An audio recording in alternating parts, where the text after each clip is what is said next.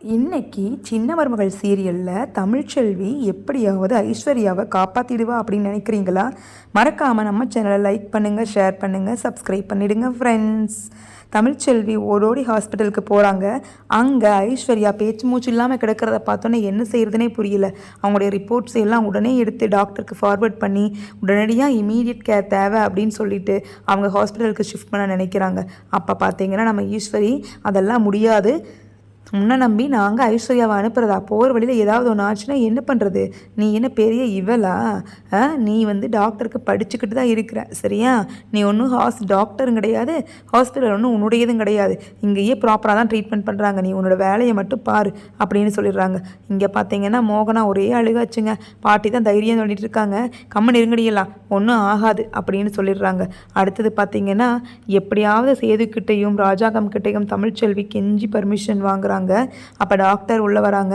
யாரை கேட்டு ரிப்போர்ட்ஸ் எல்லாம் ஃபார்வர்ட் பண்ணீங்க? இது ரூல்ஸ்லேயே கிடையாது, ஏன் ஒரு மெடிக்கல் ஸ்டூடெண்ட்ஸ் உங்களுக்கு தெரியாதா அப்படின்னு கேட்குறாங்க. அப்பவும் கெஞ்சி தமிழ்ச்செல்வி எப்படியாவது லைஃப் சேவிங் சப்போர்ட் இருக்கக்கூடிய ஆம்புலன்ஸில் ஐஸ்வர்யாவை ஏற்றிட்டு கொண்டு போகிறாங்க. போகிற வழியில் பார்த்தீங்கன்னா நம்ம ஐஸ்வர்யாவுக்கு மூச்சு திணறல் ஏற்பட்டுருது. ஐஸ்வர்யாவுடைய பல்ஸ் ரேட் எல்லாமே குறைஞ்சிருதுங்க.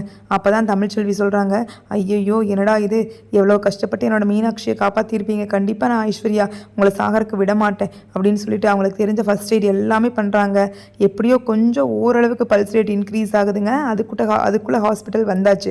ஹாஸ்பிட்டல் வந்த ஐஸ்வர்யாவுக்கு என்ன ஆகுதுன்னு பார்த்தீங்கன்னா கொஞ்சமாக முன்னேற்றம் வருது. பல்ஸு, ஹார்ட் பீட், கொஞ்சமாக நினைவுகள் எல்லாமே வர ஆரம்பிக்குது. இது ஈஸ்வரிக்கு சுத்தமாக பிடிக்கல. என்னடா இது, இவன் முழிச்சுக்குவா போல இருக்குதே, முழிச்சானா எப்படி இருந்தாலும் இவளே திருந்திட்டு வர்றா, இன்னும் கொஞ்ச நாள் விட்டால் ஃபுல்லாகவே திருந்திடுவா, திருந்துனா கண்டிப்பாக நம்ம பண்ண ஆட்டத்தை எல்லாமே செய்துக்கிட்டு இவ சொல்லாமல் விடமாட்டா, இவளை இப்படியே விடக்கூடாதே அப்படின்னு ரொம்ப யோசிக்கிறாங்க.